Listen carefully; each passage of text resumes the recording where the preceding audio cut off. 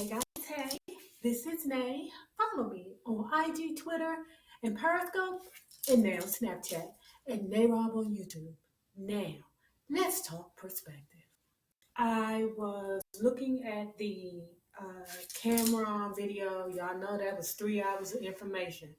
That's too much information to hold in up here.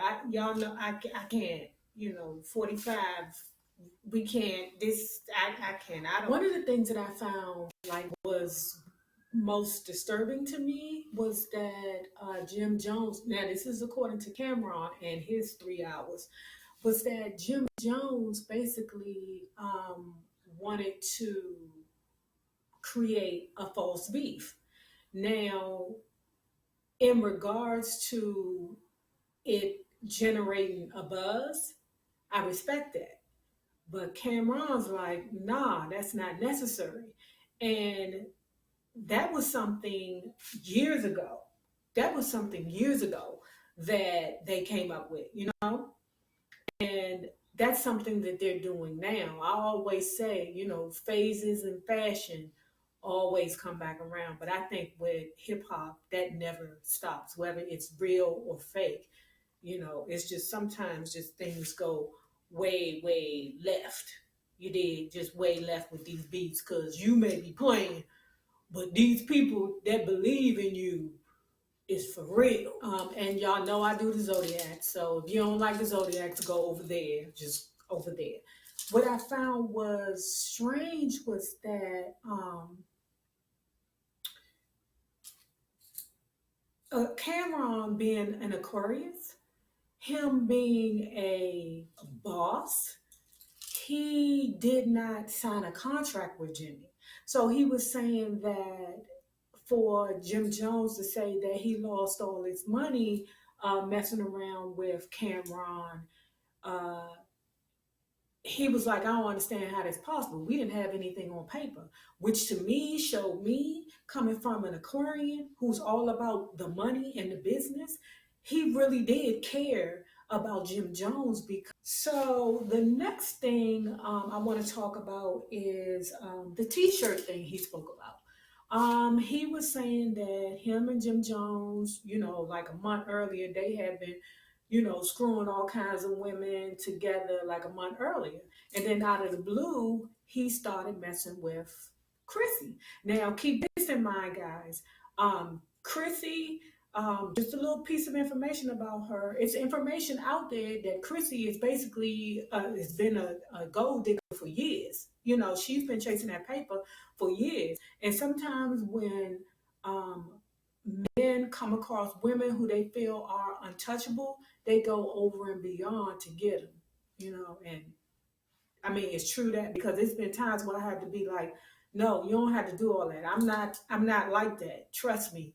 I'm not like that. We going to dinner, I take care of the tips. No, don't buy me that purse. I'm good. I already got that purse. I bought it for myself the other day. Or, I'm not like that. But sometimes what happens is men go over and beyond because they feel like that's what they have to do because they were the man that they was with before was such a baller that they have to impress them. No, no, no, no, no, no. Guys, don't do that. Don't do that.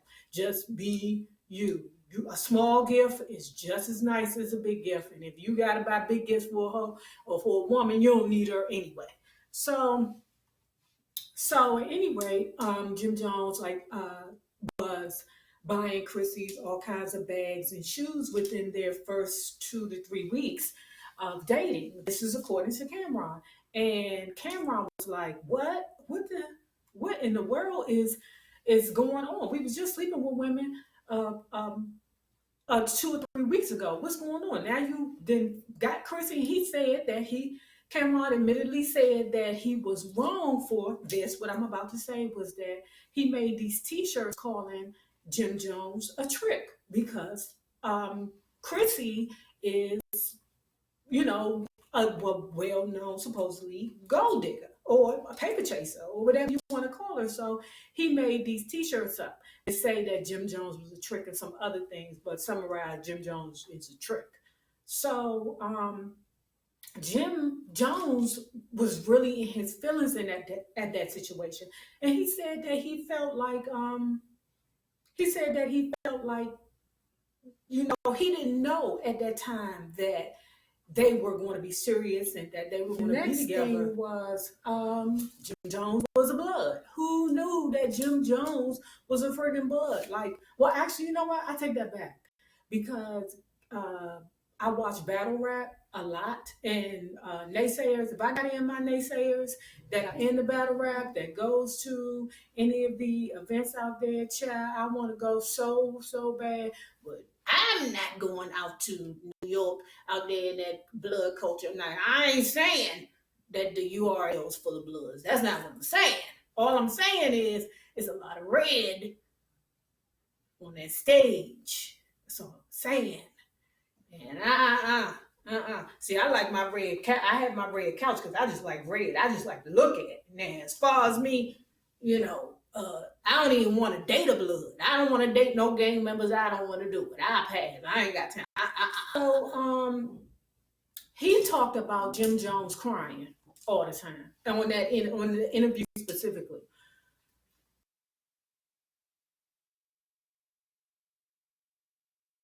So, he knows. Like Cameron was like, he's very emotional about everything. And he is. I'm just like, when there's been times like on the show, and Cameron even mentioned it, that he was like, come on, Jimmy. Don't cry, man. Don't cry. I'm saying this. Like, my respect didn't even change for Jim Jones because I'm like, Joe, you cry too much. You cry too much. And shout out to Chrissy for dealing with a man like that because I can't deal with no man that cry more than me. I can't.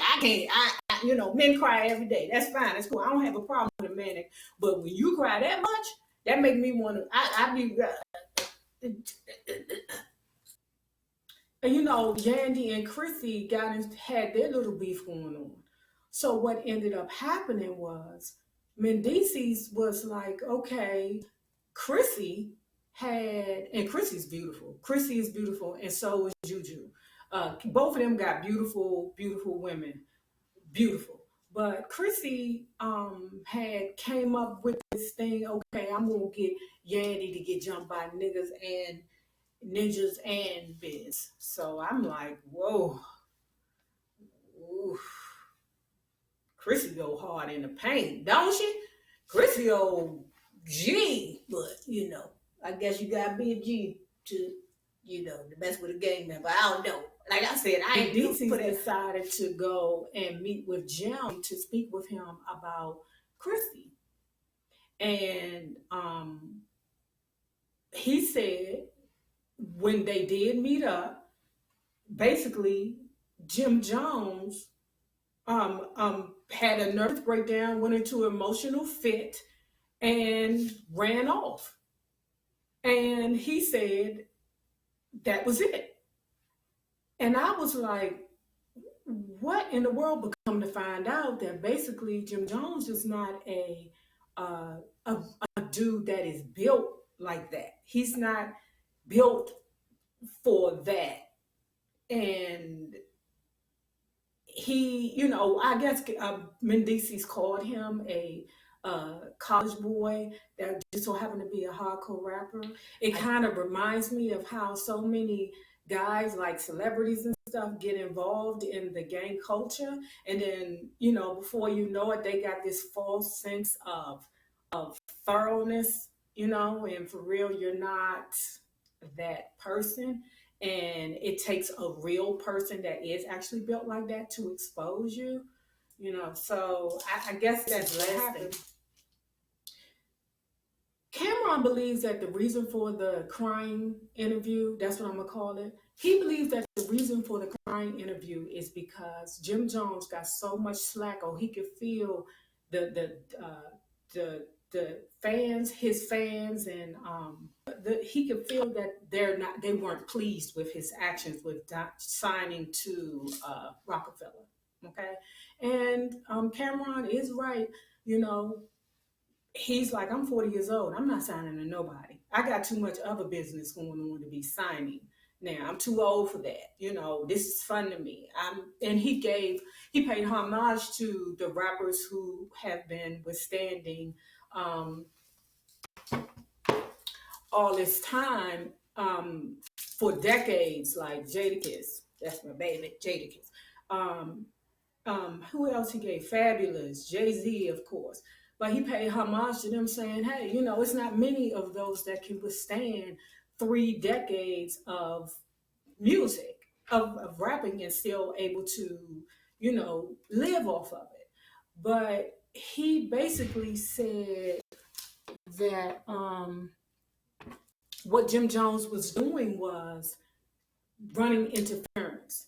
He know that he had to do some kind of like, what people do when they make a bad choice. What they do is they hurry up and run out and play the victim so that people feel sorry for them, so they'll stop dragging. All I'm saying is I believe that I believe that it's all about perspective.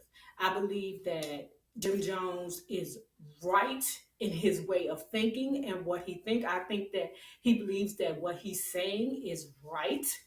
And I believe that Cameron believes that what he's saying is right. I just believe that